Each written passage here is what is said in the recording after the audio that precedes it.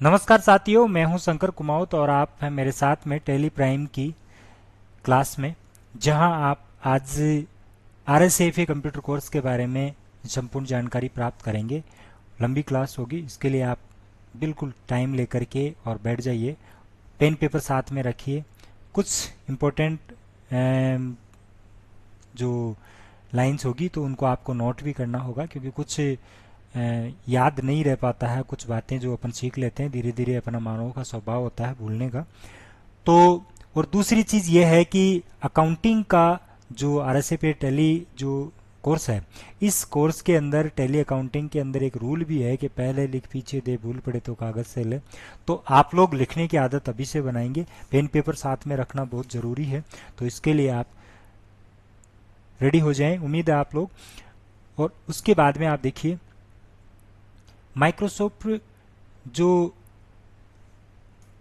Rajasthan state certificate in tally accounting financial accounting जो course है, it means RSAFA, इसको join करने के लिए आपको RSAFA जो RSAT सेंटर होते हैं उनके पास जाना होता है, और राजस्थान नॉलेज कॉरपोरेशन लिमिटेड जो RKCL है उसके थ्रू ये मान्यता प्राप्त होते हैं।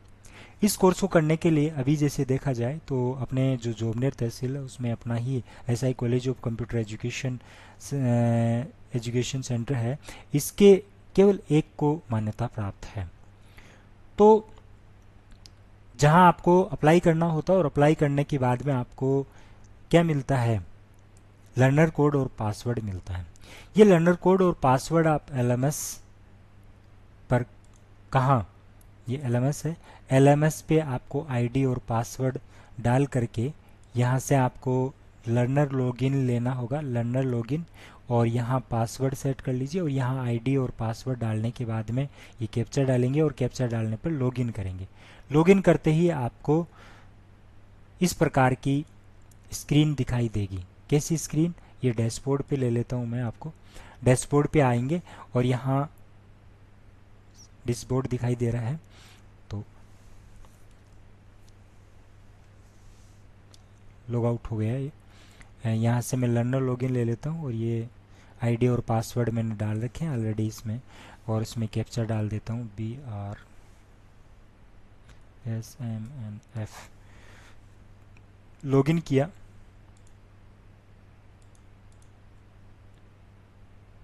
इनवैलिड कैप्चा बता रहा है।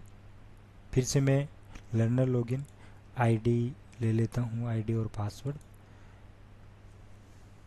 BYJBDS।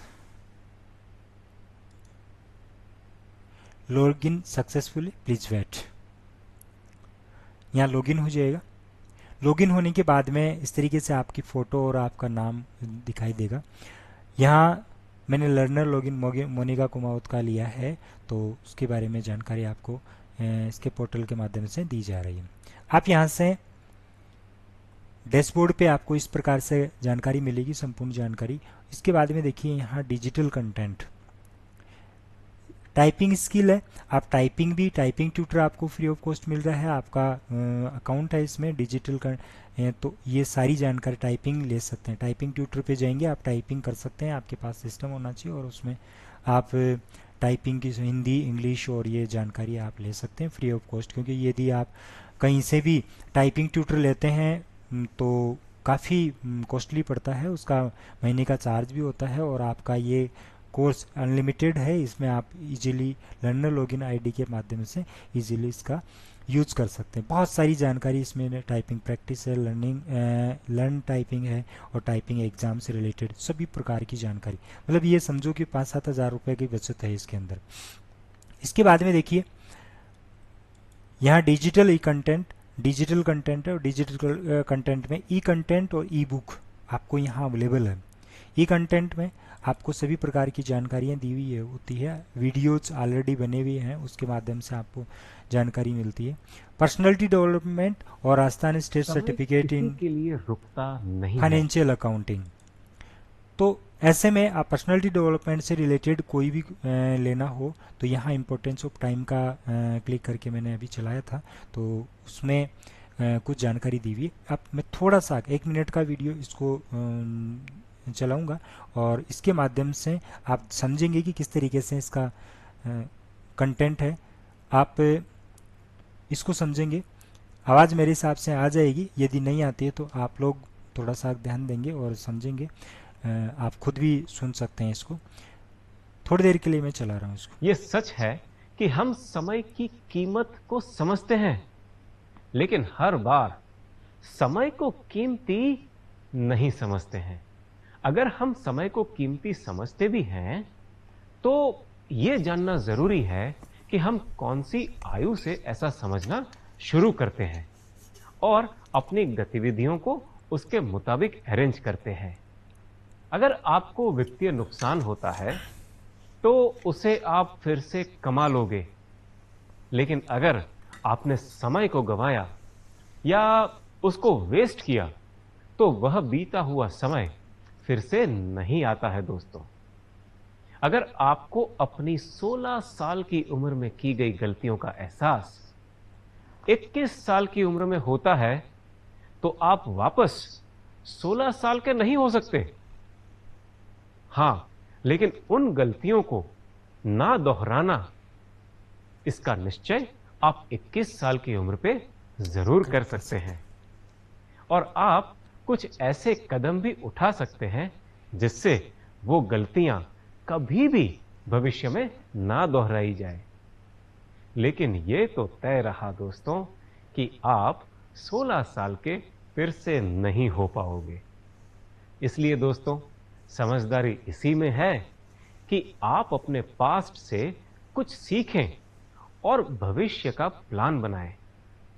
अतीत की घटनाओं से जो सीखा है उस पे आज अमल करें, क्योंकि आपका भविष्य आपकी आज की गतिविधियों पे आधारित होगा। चलिए एक उदाहरण के रूप में इस बात को समझते हैं। जब आप अपना वाहन चला रहे हैं तो पुलिसमैन आपको रोकते हैं और आपसे लाइसेंस मांगते हैं, लेकिन अब तक लाइसेंस के लिए आपने अप्लाई ही नहीं किया है। तो आप कुछ जुर्माना चुका के वहां से चले जाते हैं, क्योंकि आपने पास्ट में कोई जरूरी एक्शन नहीं लिया, इसलिए आपको जुर्माना भरने के रूप में नुकसान को झेलना पड़ा। इससे विपरीत आप परीक्षा में उच्च गुणों से उत्तीर्ण हुए। ऐसा फायदा आपको इसलिए हुआ क्योंकि आपने पास्ट में ऐसी एग्जाम के लिए जमकर मेहनत की थी। ठीक है, आप समझिए, ये आपकी क्लास है, आपके सामने मिल जाएगी। बहुत सारी क्लासेस हैं। अब मैं आपको इससे कुछ अलग हट करके कुछ बातें बता रहा हूँ। डिजिटल कंटेंट और ई कंटेंट, इसी में आपके RSFA से रिलेटेड है। बेसिक अकाउंटिंग एग्जाम के लिए जमकर मेहनत की थी। Introduction of accounting. इसलिए दोस्तों, संपूर्ण जानकारी इसके अंदर दी हुई है।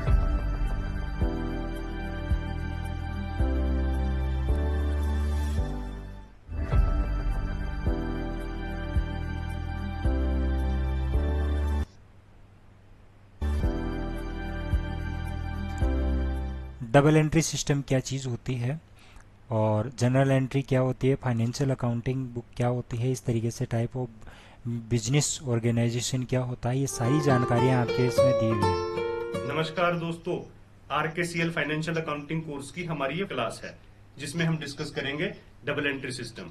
देखिए, डबल एंट्री सिस्टम अकाउंटिंग लिखने की एक साइंटिफिक टेक्निक है। वैसे तो इसके अलावा भी और कुछ टेक्निक्स हैं, लेकिन सबसे फेमस और सबसे साइंटिफिक टेक्निक ही यही है। और जब हम प्रोफेशनल अकाउंटिंग की बात करें तो वहां सिर्फ इसी टेक्निक का ही इस्तेमाल किया जाता है। देखिए, अकाउंटिंग की दुनिया में डबल एंट्री सिस्टम से बड़ा कोई चैप्टर नहीं हो सकता। जितने अच्छे से आप डबल एंट्री सिस्टम समझोगे उतने अच्छे से आप अकाउंटिंग का काम कर पाओगे। यानी प्रोफेशनल अकाउंटेंट के लिए अकाउंटिंग का दूसरा नाम ही डबल एंट्री सिस्टम है और डबल एंट्री सिस्टम का दूसरा नाम ही उनके लिए अकाउंटिंग है।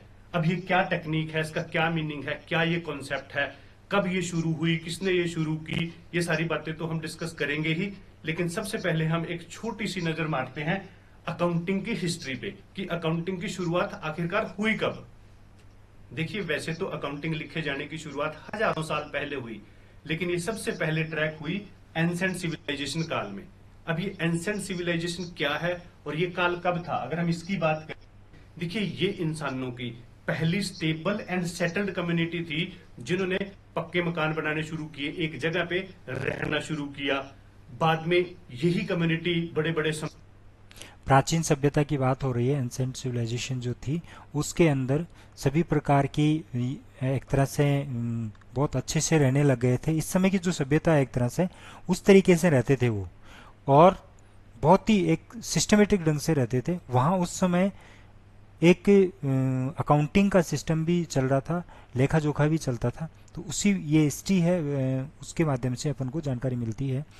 जो मोहनजोदड़ो और हड़प्पा संस्कृतियां हैं, कालीबंगा संस्कृति, सिंधु सभ्यता है, उनके अंदर ये जानकारियां हैं। राज्य बड़े बड़े देश और बड़े बड़े राज्य में कन्वर्ट हुई। देखिए उस टाइम पे कोई बिजनेस तो हुआ नहीं करते थे, लेकिन उस टाइम पे जमाना आया कारीगरी का। मिस्त्री होते थे, कारीगर होते थे, जो ये सारा काम मकान बनाने का और पत्थरों की कारीगरी का उस टाइम पे काम चलता था। तो उन कारीगरों ने, उन मिस्त्रियों ने अपना हिसाब किताब रखने के लिए अकाउंटिंग यूज करनी शुरू की। तो वहां से इसकी शुरुआत जो आज की डेट में हमें दिखाई देती है मिली। अब धीरे धीरे धीरे धीरे दुनिया सेटल होती गई, बड़े बड़े साम्राज्य और बड़े बड़े देश बनते गए, और उसके बाद टाइम आया चंद्रगुप्त मौर्य का। अगर हम भारत की बात करें, चंद्रगुप्त मौर्य के काल में एक बहुत बड़ा, यानी मौर्य काल में एक बहुत बड़ा विद्वान हुआ जिसका नाम था चाणक्य, जिसे आज की डेट में हिंदुस्तान का हर बच्चे से बच्चा जानता है। वैसे चाणक्य के बारे में आप सबको पता ही है कि वो किंग मेकर भी थे, बहुत बड़े अर्थशास्त्री भी थे। इवन आपको जान के हैरानी होगी कि चाणक्य एक बहुत बड़े अकाउंटेंट भी थे। चाणक्य ने एक बहुत फेमस बुक लिखी थी जिसका नाम है अर्थशास्त्र। ये बुक जो आज की डेट में हमारी फाइनेंशियल मैनेजमेंट की बुक है ना, उसके बिल्कुल सिमिलर है। या यूं बोल दीजिए कि आज की डेट में फाइनेंशियल मैनेजमेंट की बुक्स भी इंस्पायर्ड हैं चाणक्य की बुक्स से। अगर हम अर्थशास्त्र की बात करें जो उसने हजारों साल पहले लिखी थी, देखिए उसमें उसने अकाउंटिंग लिखने के कुछ सूत्र, कुछ प्रिंसिपल और कुछ गाइडलाइंस दी कि जब आप गवर्नमेंट के लिए, जब वहां की कम्युनिटी के लिए उसने ये बुक जारी की। देखिए अगर हम उस टाइम की बात करें तो तब बहुत ज्यादा बिजनेसेस तो हुआ नहीं करते थे, कम ट्रांजैक्शन थी, लेकिन फिर भी उसने कुछ उन सारी ट्रांजैक्शंस को लेके कुछ प्रिंसिपल्स बनाए। और आज की डेट में अगर हम इन प्रिंसिपल्स की बात करें तो जो आपने गैप का नाम सुना, journal acceptable accounting principles, India की बात करें तो अकाउंटिंग स्टैंडर्ड्स भी हैं। तो ये सारे के सारे कहीं ना कहीं इनकी शुरुआत वहां से हो चुकी थी। ये प्रिंसिपल्स की आपको झलक अर्थशास्त्र नाम की बुक में जो चाणक्य ने लिखी थी उसमें भी मिल जाएगी। तो अगर हम इंडिया की बात करें तो मौर्य काल से अकाउंटिंग यहाँ पे एक वेल सेटल्ड तरीके से, एक सिस्टमेटिकल ढंग से लिखी जानी शुरुआत हो चुकी थी। अब अगर हम बात करें कि ये मौर्य काल था कब, देखिए इसकी बात हम करें तो ये मौर्य काल था 321 से लेके 185 BCE, यानी अगर हम बात करें आज से कई हजार साल पहले की बात है।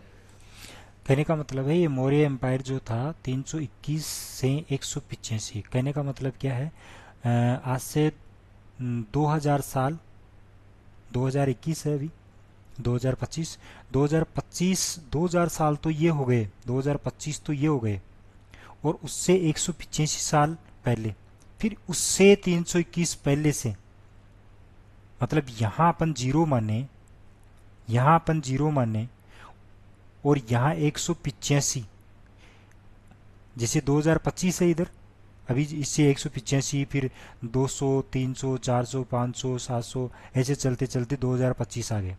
और इससे, इस जीरो से इधर 321 साल पहले, इस पीरियड के अंदर, इस पीरियड के अंदर 300 और लगभग ये 200 मान लो, तो 500 साल का पीरियड जो था, 500 वर्ष का, उस पीरियड के अंदर ये मौर्य शासन माना जाता है, मौर्य काल माना जाता है। इसके बारे में जानकारी है। तो उस समय भी चाणक्य बहुत ही अच्छे हैं। चाणक्य को भी आप देखें, समझें, आपके जीवन में बहुत सारी ऐसी समस्याएं हैं, जिन समस्याओं को आप उसके माध्यम से, उनके प्रिंसिपल्स को आप देखेंगे, समझेंगे, तो आपको बहुत सारी जानकारी मिलेगी और आप समझ पाएंगे। यस, तो आगे अकाउंटिंग देखें। की शुरुआत हम बात करें तो हजारों साल से हो चुकी थी, लेकिन जब पहले की जो अकाउंटिंग थी वो इतनी ज्यादा पावरफुल नहीं थी कि आज जैसे जितने आज की डेट में बड़े बड़े बिजनेसेस हैं, करोड़ों ट्रांजेक्शन होती हैं, किसी भी बिजनेस में अरबों ट्रांजेक्शन होती हैं, उनको रिकॉर्ड कर पाए। तो वहां जरूरत थी किसी एक साइंटिफिक मेथड की।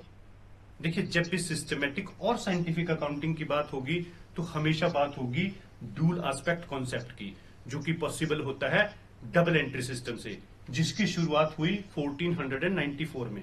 अब इस टेक क्वेश्चन आप नोट कर लें, क्वेश्चन में भी आता है उसके 1494 यानी कि 1494 ईस्वी के अंदर डबल एंट्री सिस्टम की एक तरह इस से थ्योरी को, इस सिस्टम को डेवलप किया लुका पैचोली ने, जो कि इटली का रहने वाला एक पर्सन था, एक मैथमेटिशियन था। इसने एक बुक पब्लिश की डबल एंट्री सिस्टम पे 1494 में, जिसके बाद ये सिस्टम पूरे वर्ल्ड में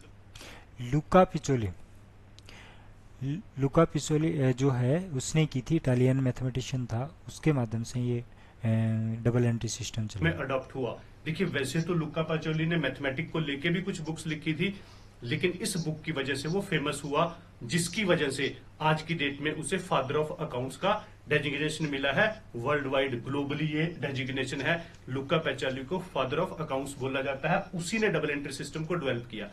हालांकि उससे पहले भी 630 एडी की बात करें, डेबिट क्रेडिट वगैरह इस टाइप के एस्पेक्ट्स की यूज होना शुरू हो चुका था, लेकिन डबल एंट्री सिस्टम की जो प्रॉपर थ्योरी एक बुक्स में पब्लिश की, जितनी इंफॉर्मेशन पीछे थी और अपनी उसने सारी थ्योरी लिखने के बाद तब ये लोगों की नजर में आई 1494 में, और तब से लेके आज तक यही वो सिस्टम है जो पूरे वर्ल्ड में यूज किया जाता है। अब डबल एंट्री सिस्टम के कुछ की फीचर्स हम डिस्कस करते हैं। देखिए, जब हम इसके मेन फीचर्स की बात, आपको देखो मैंने पहले सीधा लेके गया था टैली प्राइम के ऊपर, और वहाँ मैंने आपको ग्रुप्स बताए थे, और ग्रुप्स के माध्यम से आपको थोड़ा सा लेजर्स और ग्रुप्स की पूरी जानकारी दी थी। अब उस ग्रुप्स के अंदर अपन लेजर बना लेते हैं, और लेजर बनाने के बाद में वाउचर एंट्री होती है। वो वाउचर एंट्री होगी कैसे, ये चीज आपको यहाँ डबल एंट्री सिस्टम के अंदर माध्यम से बताया जाएगा, इसके माध्यम से इसमें। और ये आपको मैंने एक चीज और बताई थी कि कुछ थ्योरेटिकल पार्ट है वो आपको बताया जाएगा। यदि मैं डायरेक्ट लेता तो आपके ये चीज समझ में आती है, सर ये डबल एंट्री सिस्टम कहाँ काम आएगा। अब आप रिलेट कीजिए वहां से, जो वाउचर टाइप बताए थे मैंने आपको, ग्रुप्स बताए थे, लेजर्स बताए थे, वहां आपके जो कंपनी क्रिएट की और फिर उसके अंदर डालेंगे अपन एंट्री सिस्टम, तो वहाँ एंट्री कैसे की जाएगी, किस प्रकार से एंट्रियाँ होती है, वो सारी जानकारी आपको दी जाएगी। मैं एक बार आपको इससे पहले इसको थोड़ा सा हट करके आपको एंट्रियाँ भी बताऊंगा कि एंट्रियाँ होती कैसी है। इस तरीके से कैसे स्टडी, जैसे ये दिया हुआ है, मान लो इसमें दिया हुआ है mister Prem Prakash Verma started business with cash 5 lakh, यानी कि प्रेम प्रकाश वर्मा ने 5 लाख नगद के साथ व्यवसाय शुरू किया।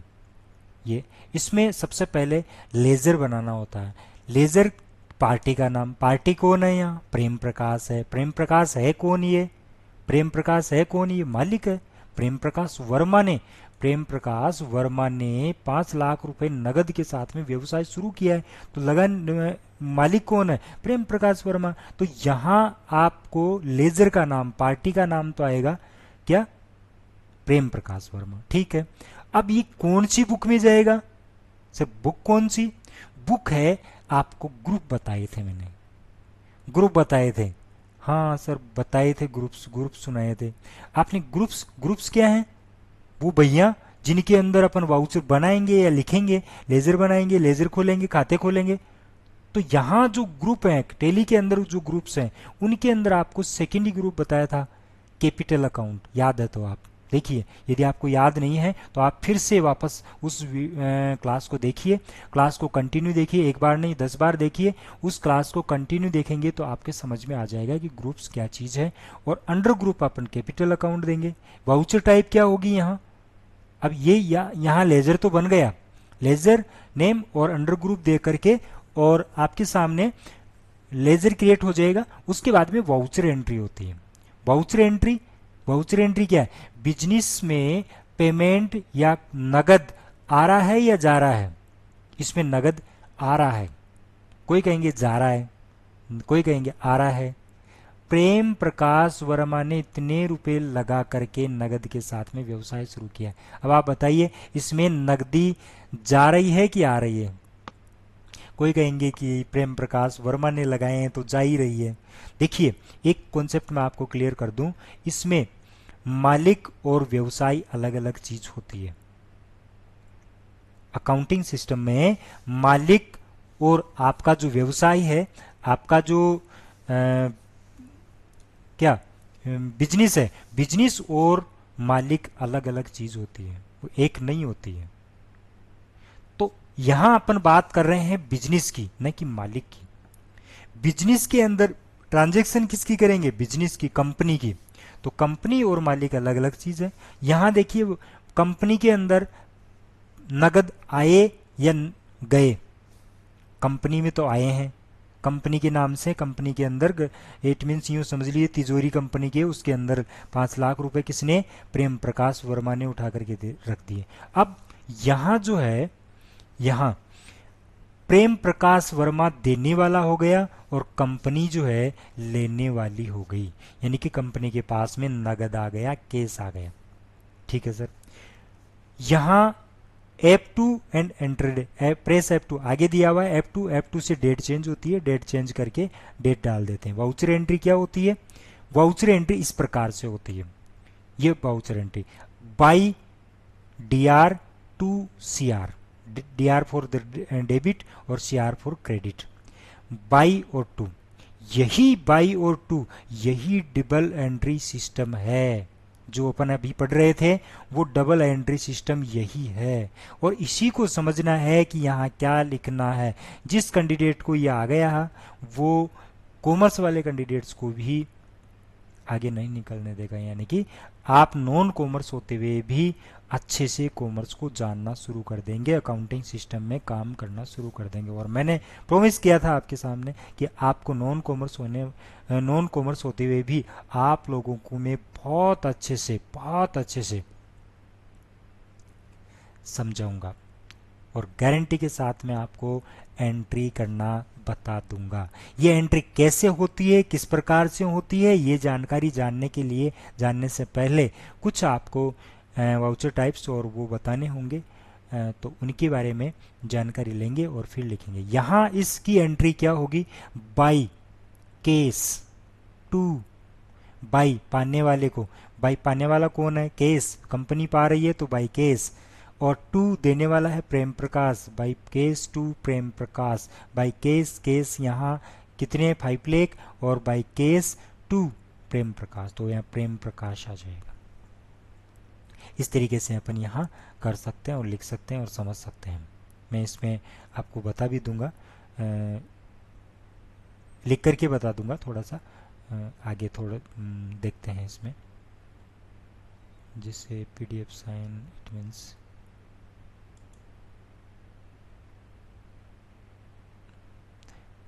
पेंसिल होगी,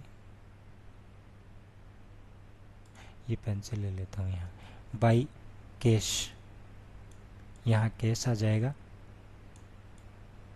कैश, और यहाँ 5 लाख। एक सेकंड में थोड़ा सा उठना पड़ेगा और मुझे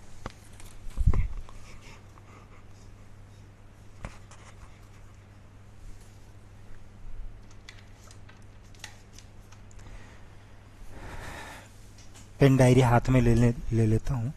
और मैंने आपको भी कहा था कि पेन और पेपर आपको साथ में रखना होता है, लिखना होता है, बताना होता है। मैं आपको थोड़ा सा बता देता हूँ, यदि सिस्टम प्रॉपर हो जाता है तो बहुत अच्छा रहेगा। उम्मीद है आप लोगों को।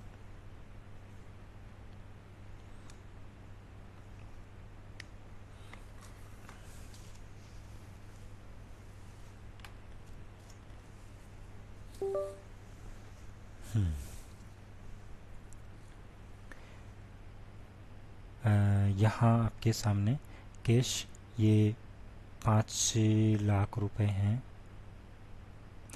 और केस टू यहाँ प्रेम प्रकाश है, तो आप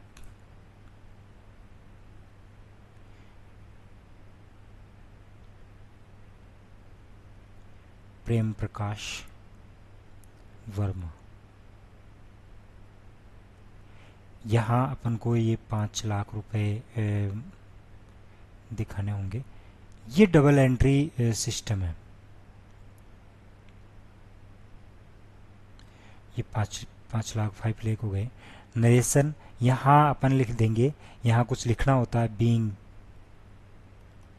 being business started with cash, इस तरीके से अपन यहाँ लिख देंगे। और इससे पहले यहाँ F2 जो भी डेट होगी, डेट आपके सामने यहाँ दी हुई है, क्या है 1/4/24, 1 अप्रैल, तो यहाँ 1/4/2024 हो जाएगी, ठीक है। और वाउचर यहाँ हो जाएगा, यहाँ रिसीव्ड हो रहा है तो F6 रिसिप्ट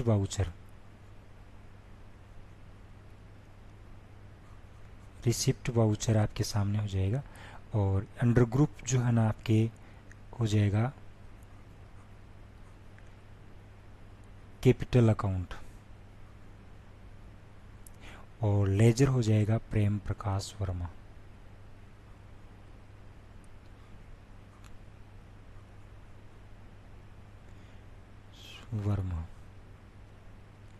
इस तरीके से अपन ये जानकारी फिलअप, थोड़ा सा अभी पेन चलने में थोड़ी सी हैबिट कम है, इस कारण से थोड़ा सा, लेकिन आप समझ रहे हैं, मुझे उम्मीद है आप। तो अब ये सिस्टम आप कह रहे हैं, आप समझेंगे कि सर आपको तो आता है इसलिए आप लिख रहे हो, हमें आ ही नहीं रहा, हमारे तो कुछ संभव पहले ही नहीं पड़ रहा। हाँ, थोड़ा सा धैर्य रखिए, आपकी सारी जानकारियाँ आएगी। तो ये एंट्रीज है, ये सब क्या है, एंट्रीज कैसे, वाउचर एंट्रीज है, ये ट्रांजेक्शन्स हैं, ये सारे के सारे ट्रांजेक्शन्स हैं। इन ट्रांजेक्शन्स को अपन समझेंगे आगे, और दिए हुए हैं 40,000 का नगद सामान खरीदा तो उसकी आगे 25,000 रुपये का माल नगद बेच दिया, महेश ने 30,000 रुपये का माल और खरीद लिया। इस प्रकार की जो जानकारियां हैं वो मिलती जाएगी। तो इन जानकारियों के ये जो ट्रांजेक्शन्स हैं, इन ट्रांजेक्शन से लेजर कैसे क्रिएट करते हैं, किस तरीके से करते हैं, ये जानकारी अपन टैली के अंदर मैं बता चुका हूँ एक बार। यदि आपको लेजर और ग्रुप के बारे में जानकारी नहीं है तो आप पहले से जो क्लास ली गई है उसके वीडियोज आप देख लीजिए, ग्रुप के अंदर है, और स्मार्ट आइडिया एजुकेशन चैनल दिया हुआ है, उस स्मार्ट आइडिया एजुकेशन चैनल के माध्यम से आप समझ सकते हैं और पढ़ सकते हैं। Voucher entry double entry system आपको बताया जा रहा है, तो उसके अंदर आपके एक तो ई कंटेंट वाली बुक है, उसके अंदर वीडियोज हैं, इनके अंदर आप इनसे सीख सकते हैं, साथ में आपको मैं बता रहा हूं तो उसके माध्यम से भी यहाँ भी आप क्लियर कर सकते हैं। तो यहाँ डबल एंट्री सिस्टम में कुछ रूल्स रेगुलेशन दिए हुए हैं। तो रूल रेगुलेशंस क्या क्या है कि features of the double entry system, इसमें दिया हुआ है कि the double entry system is a scientific way to record business transactions. This system has been adopt globally. ये मतलब कि एक साइंटिफिक वैज्ञानिक तरीका है। ये जो डबल एंट्री सिस्टम है, दोहरा लेखा प्रणाली, ये एक वैज्ञानिक तरीका है और ये पूरी दुनिया के द्वारा अपनाया गया है। This system record both sides of the transaction using the scientific and logically standard, resulting in the fewer mistakes, यानी कि मिस्टेक्स नहीं होती है। इसमें डबल एंट्री सिस्टम बताया।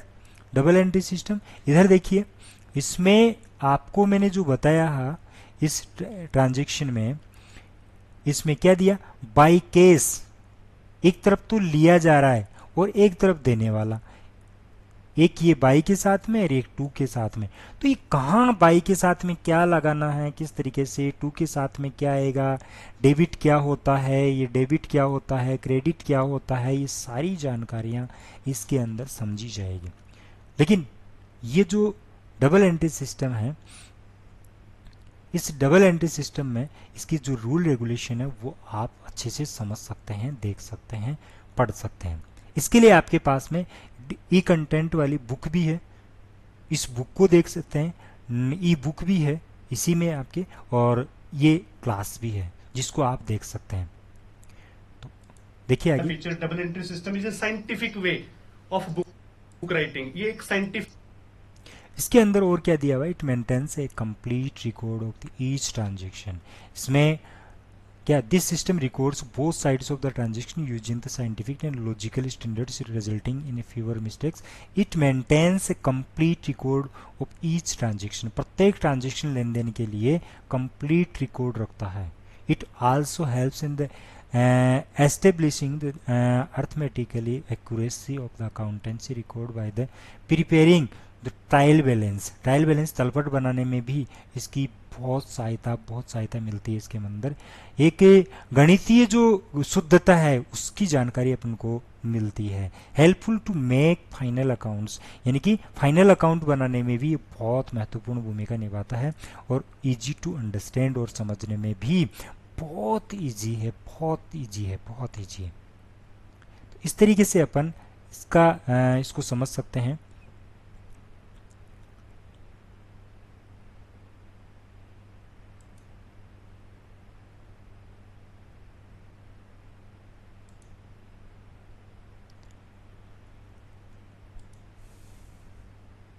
आप इसको देख सकते हैं, समझ सकते हैं डबल एंट्री सिस्टम। 540 साल पहले लुका पैचोली ने इस सिस्टम को डेवलप किया था, और लगभग 25 साल पहले हमने इस सिस्टम को सिंप्लीफाई किया था, और उसके बाद एक सिंपल थ्योरी तैयार की थी। आज हम उसी थ्योरी को आपके साथ डिस्कस करेंगे। अगर हम डबल एंट्री सिस्टम के सिंपल मीनिंग की बात करें तो इसको हमने कुछ इस तरह से डिफाइन किया है कि according to double entry system each transaction effect at least 2 accounts in terms of equal debit and equal credit. और अब इस डेफिनेशन को अगर हम थोड़ा सा ध्यान से स्टडी करें तो हमें पता चलेगा कि इस सिस्टम में डबल क्या होता है। देखिए, डबल का यूज ना ट्रांजैक्शन के लिए किया गया है, ना इफेक्ट के लिए किया गया है, ना अमाउंट के लिए, ना डेबिट और क्रेडिट के लिए। डबल का यहाँ पे इस्तेमाल हुआ है अकाउंट्स के लिए। यानी जब भी डबल एंट्री सिस्टम के अकॉर्डिंगली ट्रांजैक्शन रिकॉर्ड होती है वो एक नहीं बल्कि 2 अकाउंट यानी 2 खातों में रिकॉर्ड होती है। जबकि जब हम ट्रेडिशनल या अनप्रोफेशनल अकाउंटिंग की बात करें तो वहां पे ट्रांजैक्शन एक अकाउंट में रिकॉर्ड होती है, जैसे कि हमने लाला जी का एग्जांपल दिया था। तो अकॉर्डिंग टू देखो, इसमें एंट्री से जो डबल एंट्री सिस्टम है, डबल एंट्री का मतलब 2 खातों में एंट्रियां होगी इसमें। इसके एक खाते में नहीं, 2 खातों में, यानी कि डबल एंट्री 2 खाते इफेक्टेड होते हैं इसमें। अभी आपको एक एग्जाम्पल मैंने बताया था प्रेम प्रकाश का, उस प्रेम प्रकाश के एग्जाम्पल में देखिए क्या एंट्री हो रही है, किस तरीके से हो रही है। ये देखिए, इसमें प्रेम प्रकाश यहाँ यानी कि कंपनी का जो अकाउंट है उस कंपनी के अकाउंट में तो आपकी पेमेंट आ रहा है। कंपनी का जो अकाउंट है उसमें तो 5 लाख रुपए आ रहे हैं, तो कंपनी का जो केस अकाउंट है वो इफेक्टेड हो रहा है, और साथ में प्रेम प्रकाश का अकाउंट। तो 2 अकाउंट, इसमें देने वाला कौन है और लेने वाला कौन है ये पता चलता है। तो डबल एंट्री सिस्टम में 2 खाते इफेक्टेड, प्रभावित होते हैं। डबल एंट्री सिस्टम, जब भी डबल एंट्री सिस्टम के अकॉर्डिंगली कोई ट्रांजैक्शन रिकॉर्ड करोगे वो एक नहीं बल्कि 2 खातों में रिकॉर्ड होगी, एक में डेबिट और दूसरे में क्रेडिट। इतने ही अमाउंट से equal debit and equal credit. तो ये कुल मिला के एक कंप्लीट डेफिनेशन है।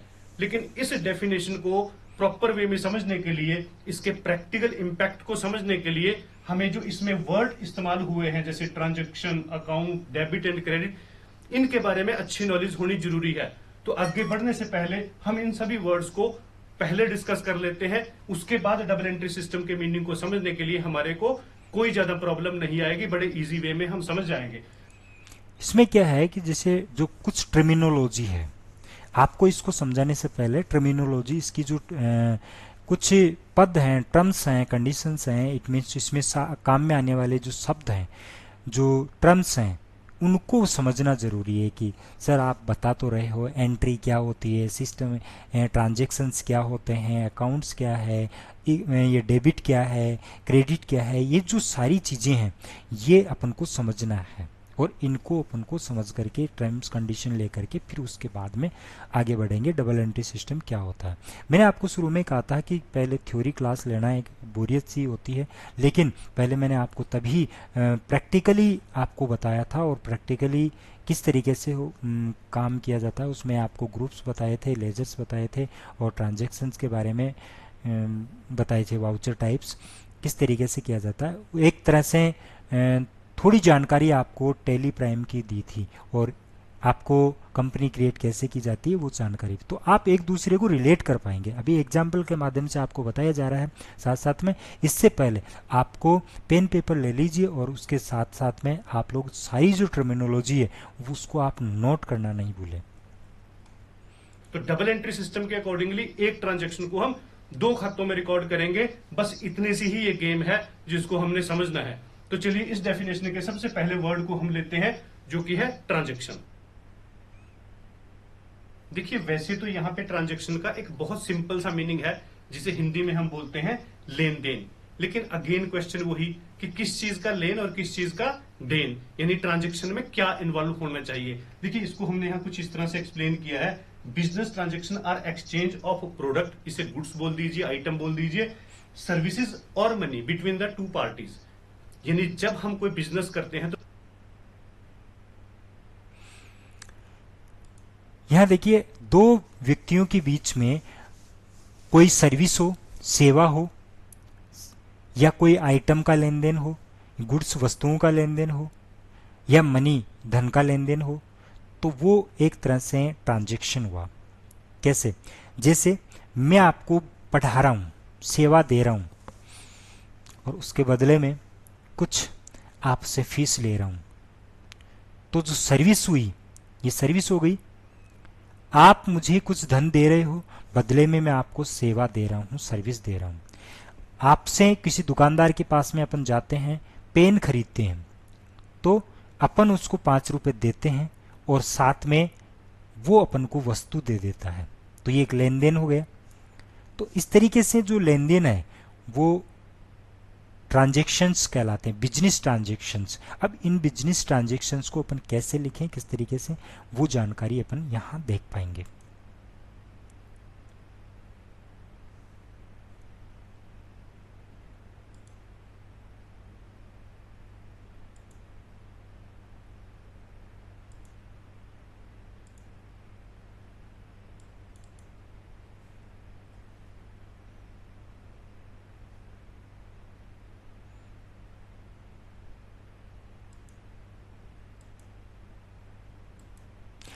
देखिए कुछ पॉज हो रहा है इसमें।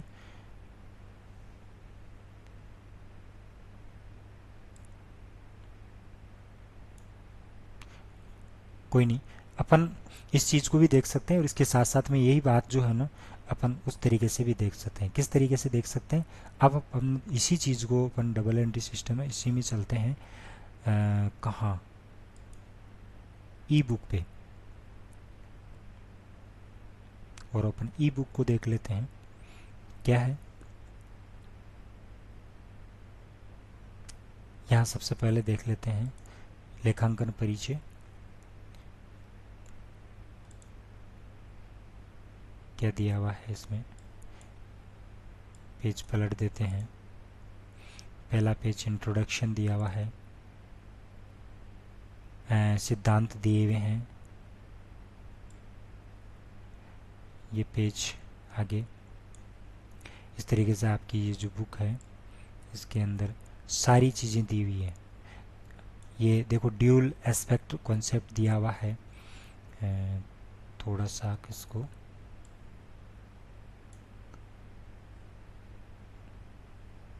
मैं जूम कर देता हूँ,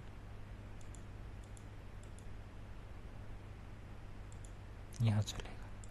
अब आपको उम्मीद है सबको दिख रहा होगा इस तरीके से। अब आगे पेज पलटते जाओ, इसमें पूरी बुक है आपकी, ई बुक, सारे जैसे एग्जाम्पल के माध्यम से दिए हुए हैं सारी जानकारियाँ। निरंतरता का सिद्धांत क्या है, उपार्जन का सिद्धांत क्या है, मिलान का सिद्धांत क्या है। अब ये बुक तो है, लेकिन इस बुक में समझ में नहीं आता, तो इस बुक में से समझने के लिए इस बुक में से समझने के लिए, तभी तो क्लास ली जाती है, नहीं तो क्लास की क्या ज़रूरत है। जो बुक सेलर है वो खुद कितना इंटेलिजेंट हो जाता और सबसे बड़ा विद्वान माना जाता। तो क्लास इसीलिए ली जाती है, और उस क्लास को समझने के लिए आपको कुछ कंटेंट सामने भी होने चाहिए। इस कंटेंट को सामने रखने के लिए आपको मैं बता दूं,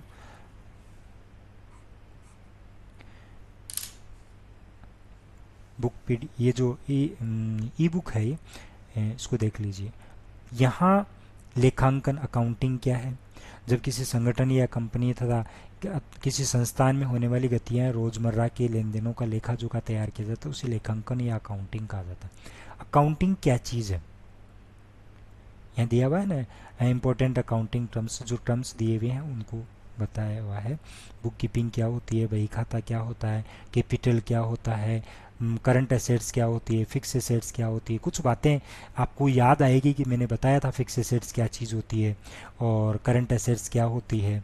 तो ये सारी चीज़ें अपन समझेंगे। तो सबसे पहली टर्म है आपकी, आप इसको नोट भी करते जाइए, क्योंकि बिना नोट किए आप समझ नहीं सकते इसको, आप भूल जाएंगे फिर थोड़ी देर बाद में। अभी याद रहेगा करंट में, और फिर बाद में अपन बहुत सारी रोज़मर्रा की बातें रखते हैं तो उसमें याद नहीं रहेगी, सेव नहीं होती है। इट मीन्स जैसे जैसे कंप्यूटर के अंदर कोई कंटेंट को सेव किया जाता है, उसी प्रकार से अपन को लिख लेते हैं तो अपने माइंड में सेव हो जाता है, तो उसको लिख लेंगे। अकाउंटिंग क्या चीज़ है, फिर से आप समझिए।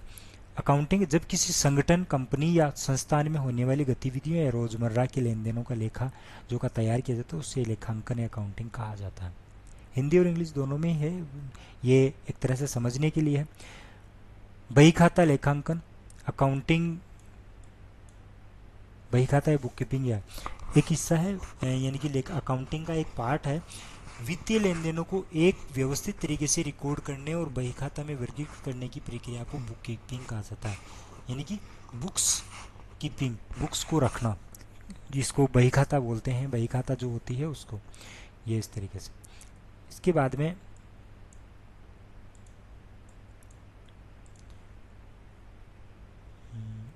थोड़ा वापस करना पड़ेगा। कैपिटल, कैपिटल क्या है, पूंजी। व्यवसाय शुरू करने के लिए, व्यवसाय को शुरू करने के लिए, चलाने के लिए व्यापार में निवेश की गई, लगाई गई ये जो धनराशि होती है उसको पूंजी कहा जाता है। एक अवधारणा के अनुसार मालिक या मालिकों द्वारा व्यापार में पूंजी का निवेश संस्थान के लिए देनदारी होती है। देख लीजिए, अभी आपको मैंने बताया था यहाँ प्रेम प्रकाश ने कितने रुपए लगा करके, 5 लाख रुपए। तो यहाँ ये क्या हो गया, इसमें प्रेम प्रकाश के द्वारा ये जो 5 लाख रुपए ये पूंजी हो गई, कैपिटल। इसीलिए तो कैपिटल अकाउंट के अंदर गया ये। और आपको बताया था ग्रुप्स, जो कैपिटल ग्रुप है, कैपिटल अकाउंट है, उसके अंदर किसके खाते खोले जाते हैं, किन किन लोगों के, मालिक के, partners account, owners account, partners account और शेयर होल्डर्स, साथ में ड्राइंग अकाउंट। ड्राइंग बोले तो आहरण खाता, आहरण बोले तो निजी प्रयोग के लिए मालिक यदि कोई पैसा निकालता तो उसका खाता भी कैपिटल अकाउंट के, कैपिटल अकाउंट जो ग्रुप है उसके अंदर जाता है, इस ग्रुप के अंदर जाता है। तो इस तरीके से अपन ये जानकारी ले सकते हैं। तो यहाँ कैपिटल अकाउंट, फिक्स एसेट्स परिसंपत्तियां हैं, एसेट्स जो संपत्तियां हैं वो किस प्रकार से, किसी व्यवसाय में अंगीकृत वस्तुएं जिन नकदी में बदला जा सकता है उनको परिसंपत्तियां कहा जाता है, एसेट्स कहा जाता है। लेखांकन में परिसंपत्तियों का मूल्य जानने के लिए एक समीकरण है, एसेट्स पूंजी प्लस लाइबिलिटीज। एसेट्स क्या होती है, संपत्तियां क्या होती है, कहने का मतलब जिनको पूंजी में बदला जा सकता है। परिसंपत्तियां वो होती है आपके पास में जितनी पूंजी है और उसमें आपके जो देनदारियां हैं उनको जोड़ दीजिए तो आपकी परिसंपत्तियां एसेट्स कहलाएगी। तो ये एसेट्स शब्द जो है ना, आप अच्छे से समझ लीजिए कि एसेट्स कहते किसे हैं। एसेट्स वो होती है आपके पास में जितनी पूंजी है, पूंजी केस पड़ा है प्लस देयताएं, लाइबिलिटीज। देयताएं क्या होती है? अपनी देनदारियां, जो अपनी लाइबिलिटीज है, इट मीन्स अपन को अपनी जिम्मेदारी है देने के लिए, तो वो लाइबिलिटीज हो गई। कैपिटल, पूंजी और अपनी देनदारियां दोनों मिलाकर के जो बनता है वो अपनी परिसंपत्तियां हैं, एसेट्स है। परिसंपत्तियों को निम्न भागों में बांटा जा सकता है। 3-4 प्रकार हैं इसके। Fix assets, current assets, tangible, intangible, 4 प्रकार से बांटा जा सकता है। फिक्स एसेट्स वे परिसंपत्तियां जिनका क्रय लंबी अवधि तक व्यवसायिक गतिविधियों को संचालन करने के लिए किया जाता है, जैसे जमीन, भवन, मशीन इत्यादि। तो ये सब क्या है? फिक्स एसेट्स हैं, यानी कि जिनको व्यवसाय चलाने के लिए काम में लिया जाता है। वो क्या है? वो हैं आपकी परिसंपत्ति, फिक्स एसेट्स। और करंट एसेट्स जो कुछ समय के लिए, यानी कि ऐसी परिसंपत्तियां जिनको 1 वर्ष के भीतर नकदी में परिवर्तित किया जा सकता है, जैसे नगद है, बैंक में जमा, प्राप्य, रिसीवेबल्स आदि। कुछ सामान अपन खरीदते हैं और फिर बेच देते हैं, तो वो करंट एसेट्स। व्यापार चलाने के लिए, बेचने के लिए जो सामान खरीदा जाता है वो भी एक तरह से करंट एसेट्स में आता है। टेंजिबल एसेट्स वे संपत्तियां जिनका भौतिक रूप से अस्तित्व होता है, जिनको देखा व स्पर्श किया जा सकता है, वो टेंजिबल होती है। मूर्त, टेंजिबल और इंटेंजिबल। इंटेंजिबल होती है जो संपत्तियां आपके, जो संपत्तियां आपको, जिन संपत्तियों को आप देख सकते हैं, स्पर्श कर सकते हैं, वो क्या है? वो संपत्तियां हैं मूर्त, यानी कि टेंजिबल्स। और इंटेंजिबल, अमूर्त संपत्तियां कौन कौन सी होती है? अमूर्त संपत्तियां होती है जिनको अपन केवल छुआ नहीं जा सकता, जिसका कोई अस्तित्व नहीं होता है, देखा नहीं जा सकता है, जैसे गुडविल, ट्रेडमार्क, पेटेंट्स। ये क्या है? गुडविल्स, ये सब क्या है? इंटेंजिबल होती है। और एक होती है वेस्टिंग एसेट्स, ऐसी संपत्तियां जो उपयोग के दौरान खराब हो जाती है, खराब है, टूटा फूटा सामान, वो भी एक तरह से अपनी संपत्ति है। रद्दी माल, वेस्टेज। तो ये 5 प्रकार की तो संपत्तियां होती है। तो इस तरीके से अपन देख सकते हैं कि बहुत सारी टर्मिनोलॉजी है। इन टर्मिनोलॉजी को अपन कल और देखेंगे। आज की क्लास में इतना ही। लंबा वीडियोज हो जाएगा और क्लास लंबी हो जाएगी, तो देखने में थोड़ी दिक्कत होगी। तो आप लोग फिलहाल के लिए इतना ही। यदि आपको समझ में नहीं आया है तो एक बार रिवाइज कर लीजिए, और फिर भी दिक्कत हो तो आप कुछ कमेंट कीजिए, आपको रिवाइज करके उसका सॉल्यूशन दिया जाएगा। धन्यवाद, नमस्कार, सत श्री अकाल।